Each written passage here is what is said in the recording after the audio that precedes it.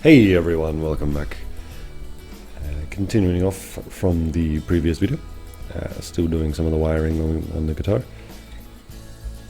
and continuing to give you a little backstory on the whole build. It's my very first build, so yeah, the colors of this guitar turned out really nice. The neck color did not turn out the way I wanted it to. I ordered a bloodwood colored stain, and they sent me bloodwood, but it is orange. It's not what I imagined it would be. I did all kinds of googling, searching around for the bloodwood stain color to see what it was before I got it, and it looked awesome. It looked like kind of like a dark maroon kind of color. And it just looked awesome. I thought, oh, that would be wicked with the red. It would look very, very metal. And then when I put it on, it was orange. But apparently that's the color of it, so I really think that needs to be changed.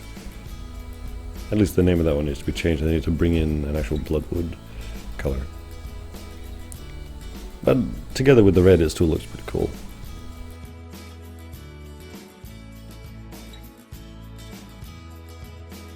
As I mentioned before, I did have a little mishap when drilling into the neck. I decided to keep it there, just to keep the hole there. That was fine. Not going to do any damage to it, I don't think. I was going to fill it up with some kind of wood filler, but I really couldn't be bothered. That sounds bad, but well, it is bad. I just wanted to get this project done, finally. I mean, it's been 6 months at least, and it should not have taken this long. The majority of this last work, the final work on this, I've been putting all the wiring in there and the pickups and bolting on the neck and putting in the bridge, all that. Did that only in a couple of days, so it was all of the sanding and the painting and the drying which took the longest. I think I can't remember how many colored coats I put on there. Oof, a lot. It's got to be close to 10 coats at least, just to try and get that body more red and just get a darker color. But eventually it was just, the color wasn't changing, so I was just alright. Just start clear coating it, and even the clear coat had issues.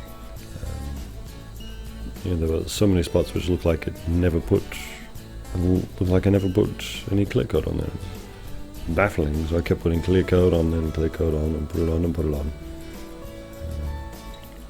Eventually I was happy with it, but yeah.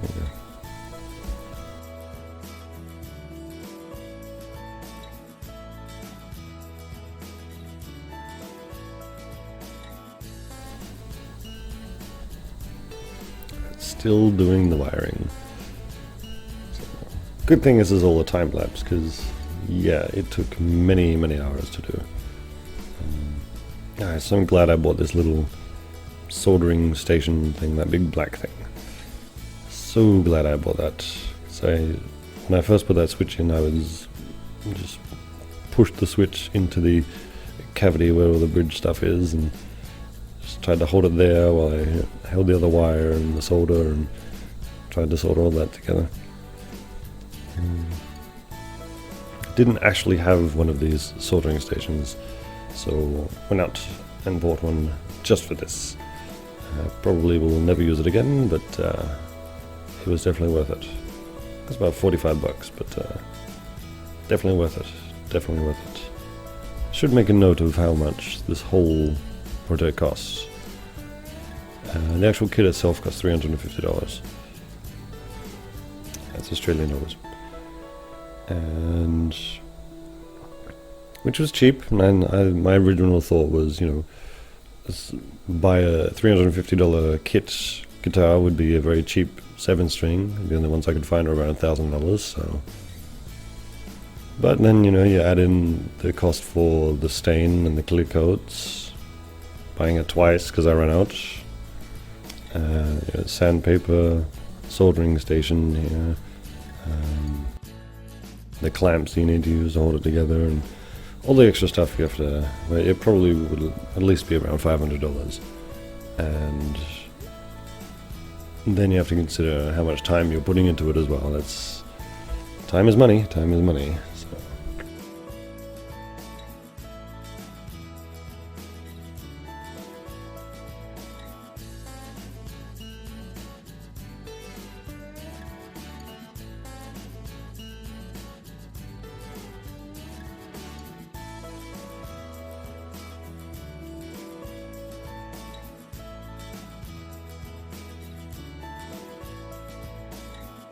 I hope you enjoyed part 2 of the finale to my 7-string guitar build. Go ahead and check out my other videos if you would like to see part 3. And follow me on Twitter and on Instagram, links in the description. I will see you in the next video.